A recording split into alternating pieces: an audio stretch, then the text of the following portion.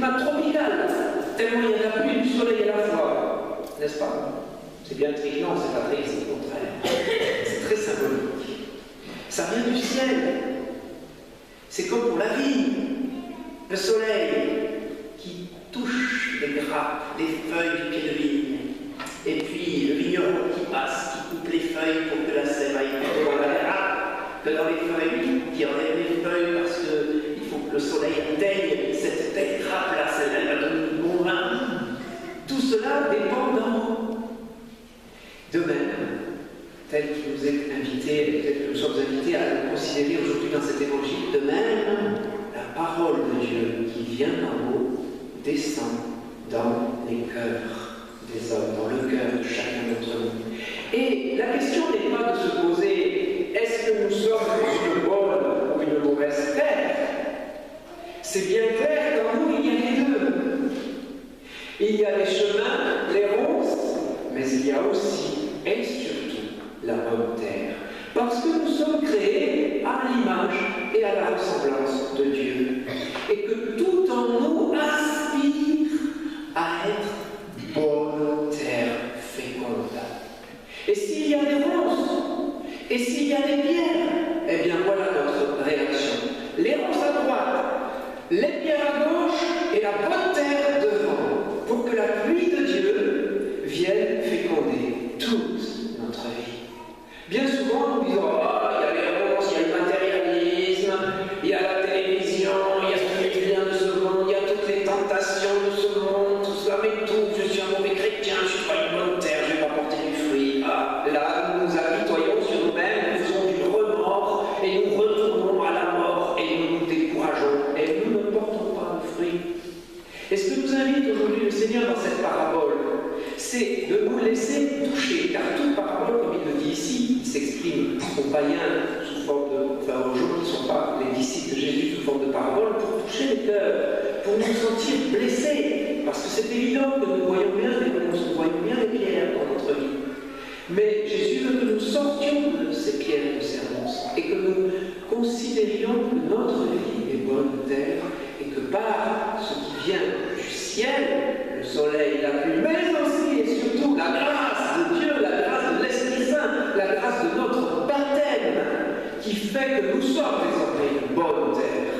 Par cette grâce-là, l'Esprit de Dieu descend dans notre vie et nous fortifie. La sève de Dieu monte en nos cœurs et nous permet de nous épanouir pleinement et d'être nous-mêmes. Deviens ce que tu es, dit Saint Augustin.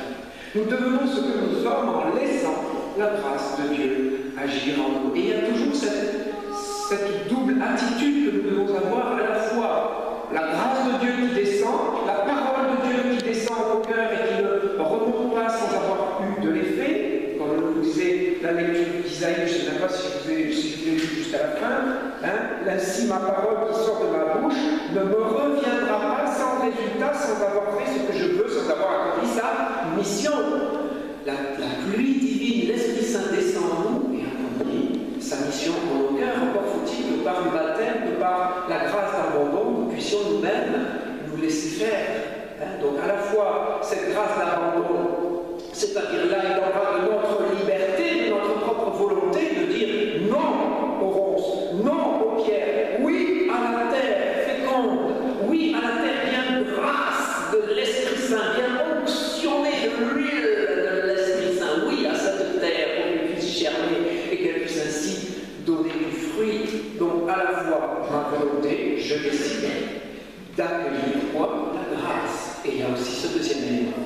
Une fois que j'ai dit oui avec ma volonté, ma liberté, alors l'Esprit Saint peut descendre et peut féconder la bonne terre que je suis. Il y a ces deux éléments qui font que nous avons tout un chemin à la fois à faire de conversion, par notre volonté, par notre manière de poser nos actes, de faire nos choix, est-ce que j'aime, est-ce que j'aime pas, est-ce que je donne, est-ce que je donne pas, est-ce que je pardonne, est-ce que je pardonne pas. Ça, ce sont des choix que nous faisons nous-mêmes, humainement, et Dieu ne peut pas se mettre à notre place, parce qu'on nous sommes libres.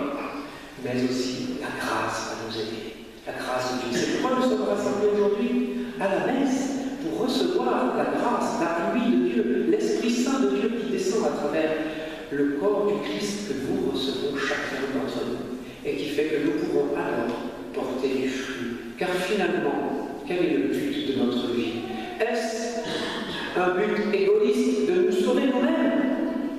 J'espère que non. Parce que si nous recherchons à nous sauver seulement nous-mêmes, je crains qu'il y ait beaucoup d'égoïsme là-dedans et que ce ne soit pas vraiment de Dieu. Par contre, si nous cherchons à sauver le corps que nous sommes de toute l'humanité, alors oui, nous serons sauvés parce que nous contribuons à vivre dans la communion avec ce corps qu'est l'Église. Et c'est cette deuxième lecture de Saint Paul. La création tout entière crie sa souffrance. Elle passe par les douleurs de l'enfantement qui dure encore. Et elle n'est pas seule. Nous aussi, nous crions en nous-mêmes notre souffrance. Nous avons commencé par recevoir le Saint-Esprit, mais nous attendons notre adoption et la délivrance de notre corps. Quel corps? Le nôtre seulement? Non, le corps de l'Église.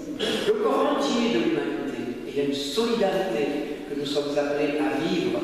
Quand nous recherchons notre salut, nous recherchons notre salut à nous tous. Et donc, nous sommes obligatoirement des missionnaires. Nous portons du fruit.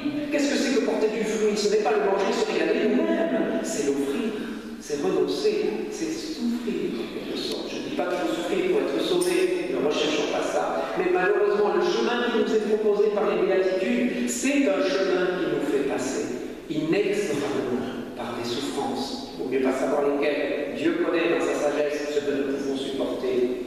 Mais à travers ces souffrances, à travers ce dépouillement de notre vie, de chacun d'entre nous, alors nous pouvons permettre à d'autres de goûter le fruit.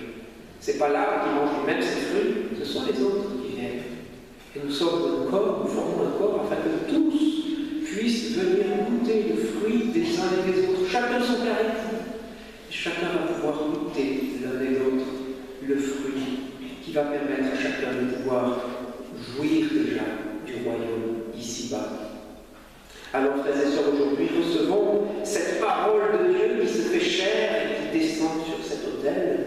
Mangeons-la, assimilons-la et laissons-nous enrichir, bonifier par la grâce de l'Esprit Saint pour être toujours plus témoins de sa lumière sur cette terre qui parfois marche un peu dans les ténèbres. Amen. Amen.